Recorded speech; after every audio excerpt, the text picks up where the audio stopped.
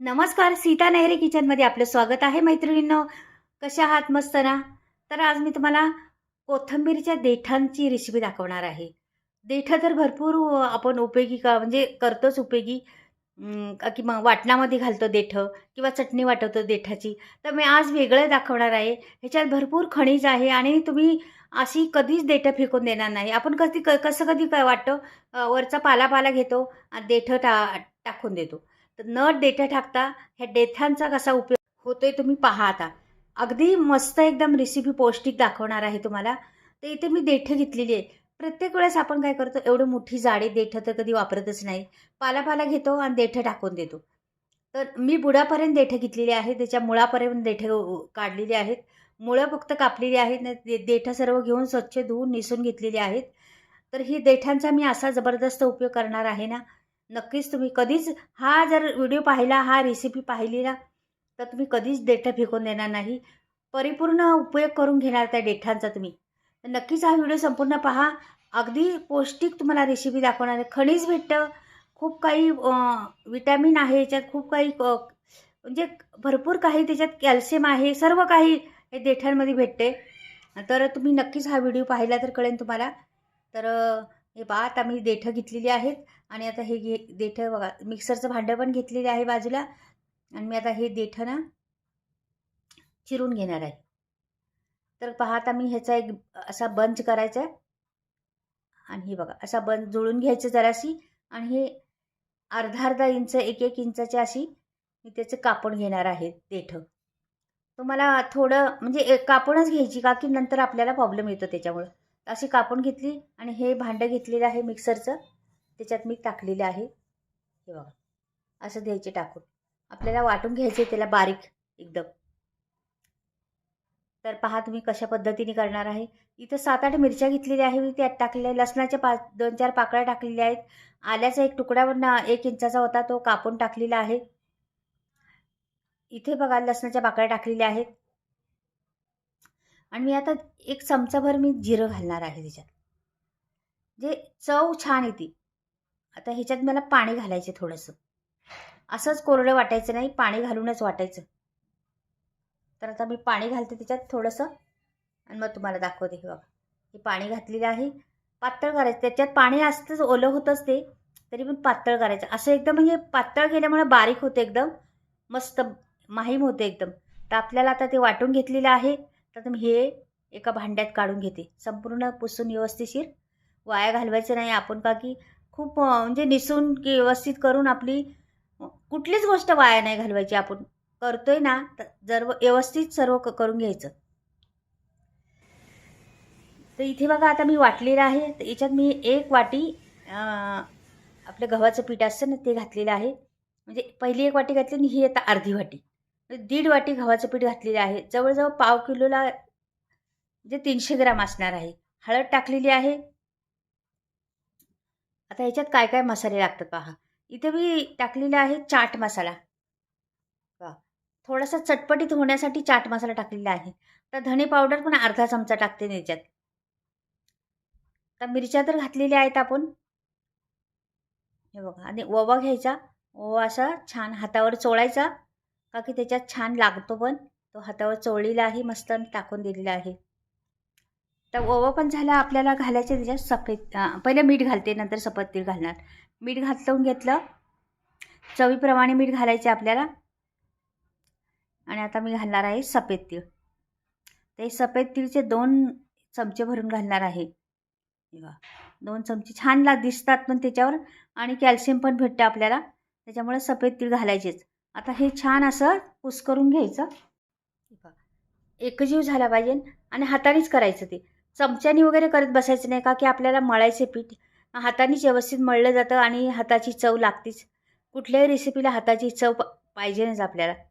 त्याच्यामुळं हातानेच करायचं. सांगतात काही बायका का चमच्याने फिरवत जा, हाताने नका हे करू. मग आपण कशासाठी आहे? आपल्याला करायचं आहे ते कशासाठी करायचं आहे? आपण करतोय ते आपल्या हातानेच करायचं असतं ना. तर चमच्याने-बिमच्याने करत बसल्याने अंदाज कळत नाही. त्याला हे चव कळत नाही. आता मी एवढं घातलेलं आहे ना, तर ह्याच्यात मी घालणार आहे जाडसर अशी कोथिंबीर चिरलेली आहे 1 वाटीभर. एकदम जाडसर, एकदम पानं-पानं दिसते. बारीक चिरायची नाही, पानच दिसतात बघा नुसती. अशी चिरायची, मग त्याच्यावर छान दिसते. तर ही कोथिंबीर घालते त्याच्यात आणि छान मळून घेते परत. सर्व एकजीव करायचे, कोथिंबीर सगळीकडे लागली पाहिजे अशी करायची. मी मुद्दाम तुम्हाला दाखवले ना उशिरा घातला नाही, का की पहिले तर कोथिंबीरीचंच वाटलेलं आहे पुन्हा, मग त्याच्यात वेगळं आणखीन दिसावा, छान दिसावं म्हणून. नंतर आपली रेसिपी तयार झाली त्याच्यावर दिसली पाहिजे कोथिंबीर. तर कोथिंबीर अशी छान वाटते. आता जरासा तेलाचा हात लावायचा. पीठ तर भिजून झालेलं आहे आपलं. ह्या पद्धतीनेच पीठ भिजवायचं, जास्त घट्ट नाही, जास्त पातळ नाही, व्यवस्थित भिजवायचं असंच. हे बघा, एकदम पोळीला करतो तसं नाही करायचं, थोडंसं घट्ट पीठ झालं पाहिजे. आपल्याला त्याच पाण्यात, तेवढ्याच पाण्यात जरा पण पाणी घालायला लागलं नाही किंवा काय नाही, त्याच्यात बसन तेवढंच पीठ बसलेलं आहे आणि माप एकदम परफेक्ट आहे बघा.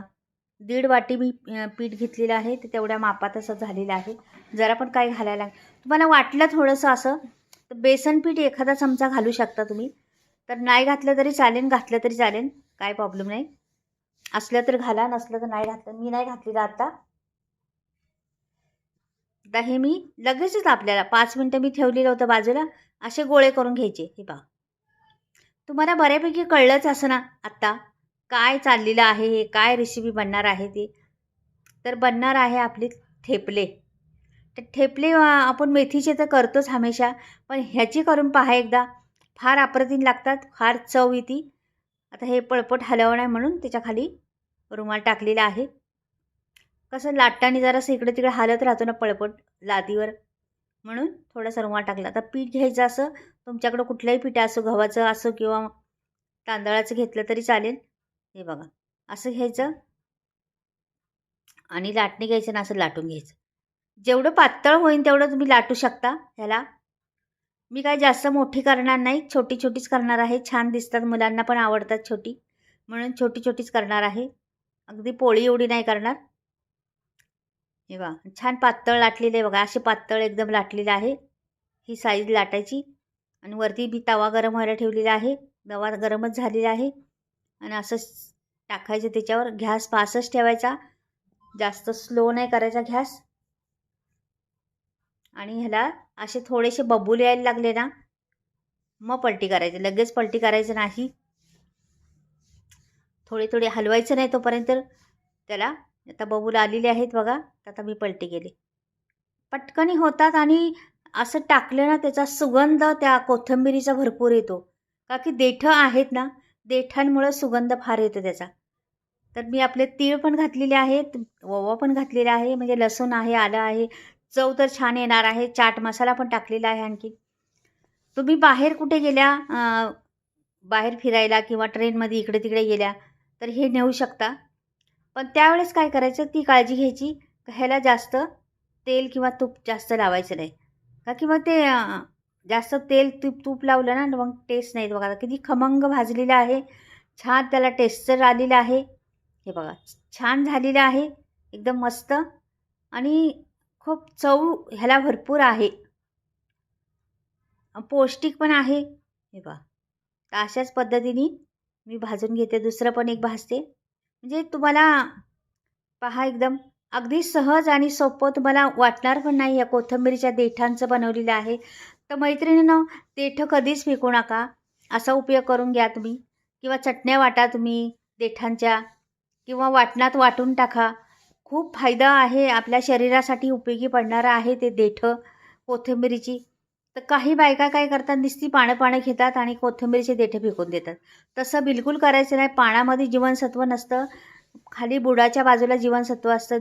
देठांमध्ये खरंच जीवनसत्व असतं. कुठल्याही भाज्यांना किंवा काय, आपण मेथीची भाजी घेतली तरी बऱ्यापैकी खुडून घ्यायची तिला.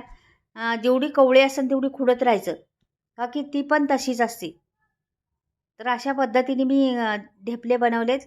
खूप नाश्ता एकदम भरपेट होणार आहे. आता माझी झालेली आहेत बनवून, छान अशी बारीक नाजूक मस्त केलेली आहे. बघा किती झालेली आहे बघा तेवढ्या पिठाची. ही संपूर्ण झालेली आहे आणि देखणे दिसतात, खूप मस्त दिसतात.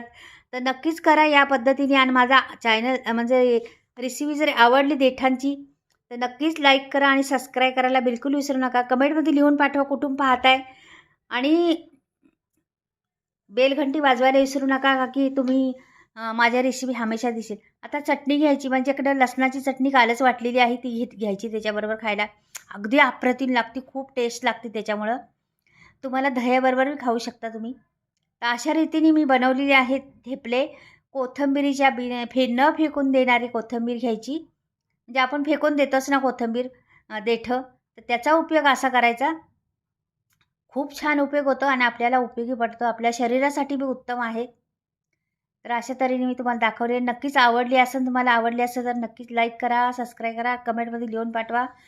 चला बाय, परत भेटूया. काहीतरी वेगळं घेऊन येते आता मी तुमच्यासाठी. नवीन नवीन माझ्या रेसिपी असतात, नक्कीच पाहत जा. तर मैत्रिणी, आता मला मसाल्याविषयी सांगते. माझा मसाल्याचा स्टॉक आलेला आहे. तुम्हाला घ्यायचा असला तर स्क्रीनवर नंबर देणार आहे, जरूर घ्या. सगळा मसाला बिना केमिकल आहे, चुलीवर भाजले आहे. भरपूर सारे मसाले